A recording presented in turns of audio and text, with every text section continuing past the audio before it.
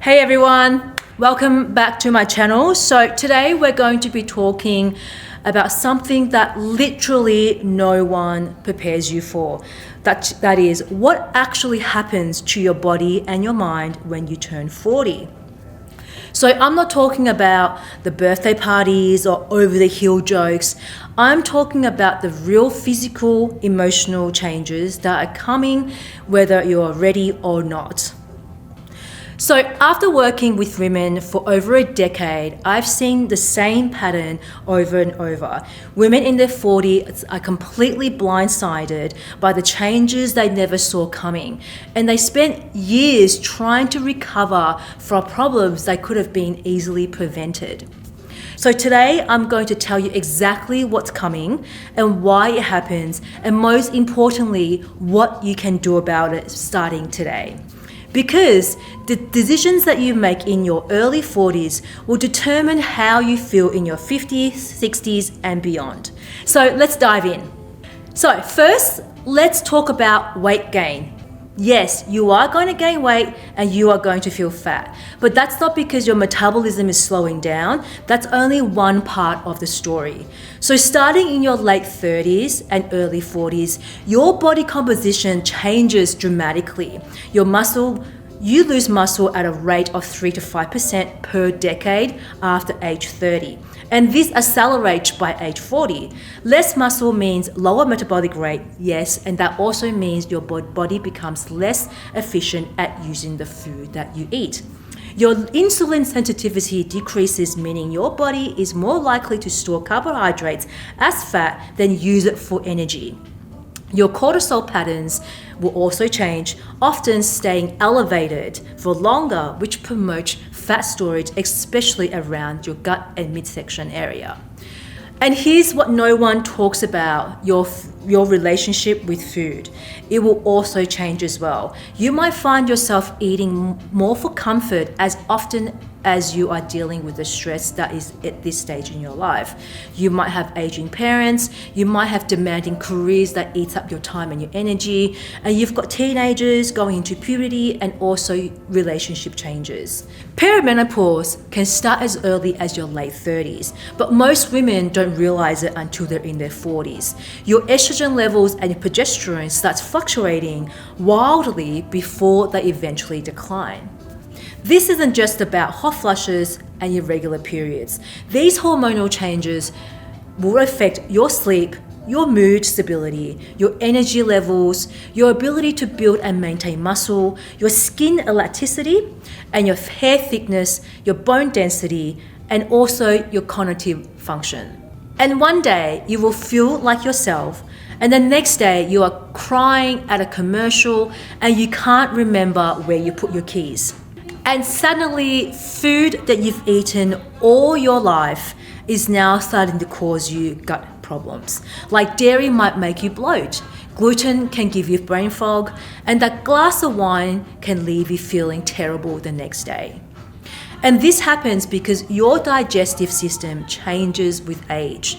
You produce less stomach acid, fewer digestive enzymes, and your gut lining becomes more permeable. Your microbiome will also shift. Food that were fine when you were 35 or even 25 can suddenly become a problem at 45. And then there's the actual grief that you are lamenting and grieving for the person that you used to be.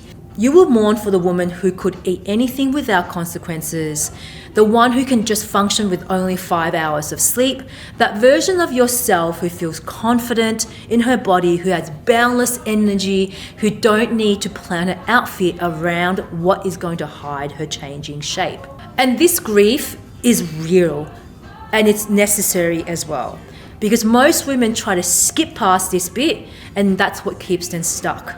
And here's where most women get it wrong. They wait until they're experiencing symptoms before starting making the changes. They wait until their jeans don't fit them anymore to start exercising. They wait until their hair is starting to fall out before they address their nutrition deficiencies. And they wait until they're absolutely exhausted and then depressed to start prioritizing recovery, fatigue, and their sleep. And here's the problem with this approach. By the time you are experiencing symptoms, you're already behind. Your body has already started to change for months, if not years, and now you're trying to maintain it. And you're also trying to recover at the same time. And the thing is, recovery will take longer than prevention.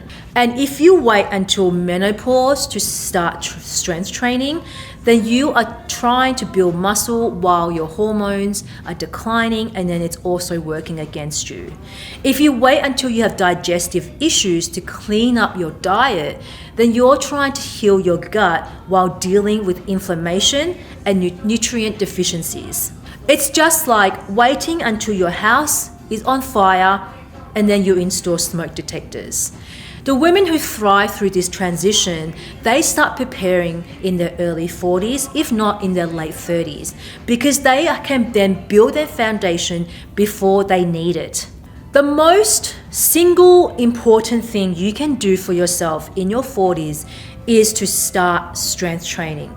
Not cardio, not yoga, strength training. And here's why. After menopause, you will lose up to 20% of your muscle mass in the first 5 to 7 years. 20%. That's not just about looking toned, it's also your metabolic health, your bone density, and your ability to maintain independence as you age. But if you start building muscle now, you can create a bigger buffer. So think of it as savings account. The more you deposit now, the more you can draw on it later. So what you can do is you can aim for 2 to 3 strength sessions per week, focusing on compound movements. What are they? They can be squats like this. They could be deadlifts, or they can be pressing movements. These work on multiple muscle groups and they give you the best bang for your buck. And if you're worried about getting bulky, then don't, because with your declining in your hormones, building significant muscle mass is very, very challenging and it's not easy at all. But what you will get is stronger bones, better posture, better metabolism, and the confidence that comes with feeling physically capable. The key to feeling like this is progressive overload, gradual increases to challenge your body over time. This could also mean like adding weights to your workout, doing more reps, and maybe increasing time under tension. Your muscles needs to be challenged, and you always need to give it a new stimulus so that it can grow and maintain. The best part is to start where you are now, and if you've never lifted weights in your life, then start with body weight exercises and then slowly progress to light dumbbells and then maybe heavier dumbbells. The important thing for you is to start and be consistent. Now, when it comes to your nutrition, it will dramatically change in your 40s.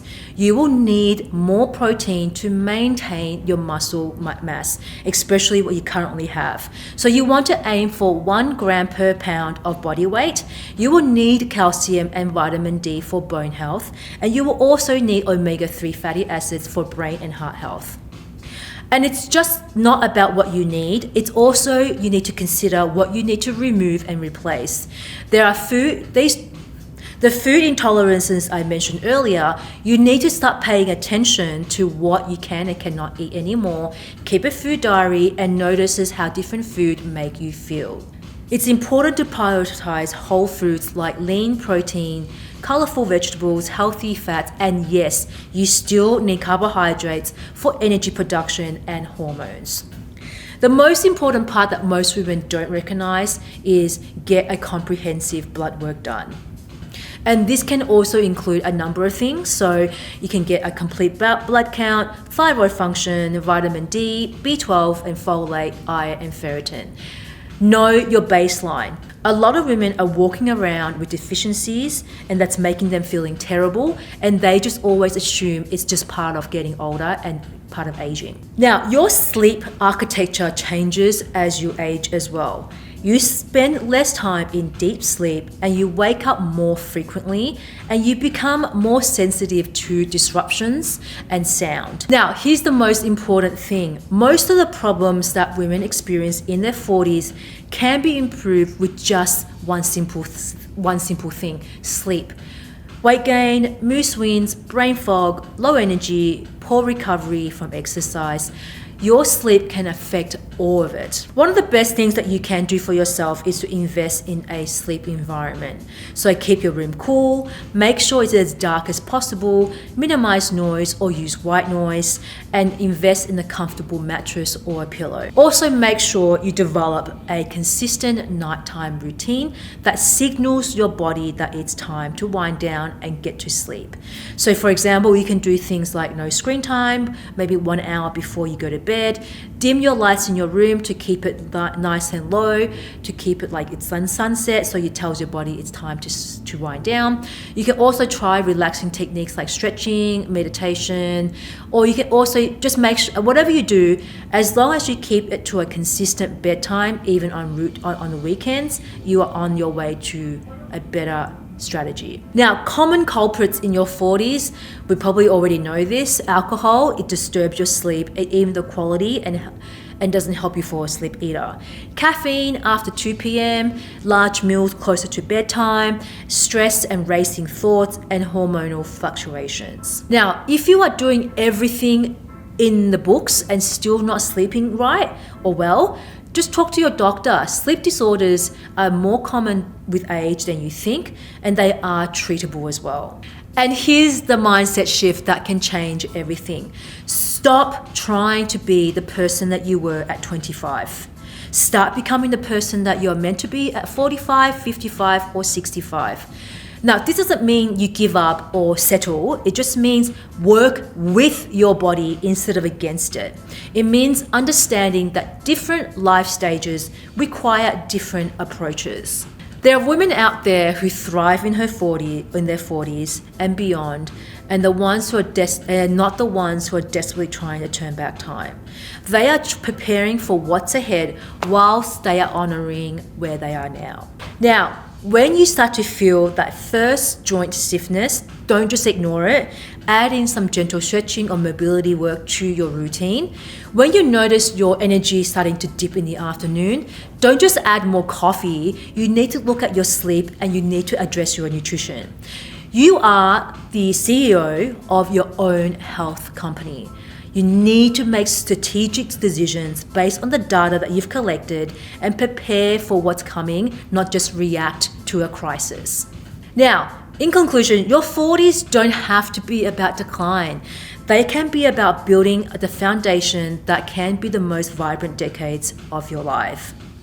But it also requires work and a shift from being reactive to proactive. It requires you to treat your body like an incredible machine that it is, and you need to give it what it needs to thrive. So what you need to do is you need to start strength training. You need to clean up your diet and your nutrition. You need to start prioritizing your sleep, and you need to get regular blood work done. And most importantly, you need to start now. Your 50 and 60 and beyond, your 50-year-old self or 60-year-old self is counting on the decisions that your 40-year-old self makes today.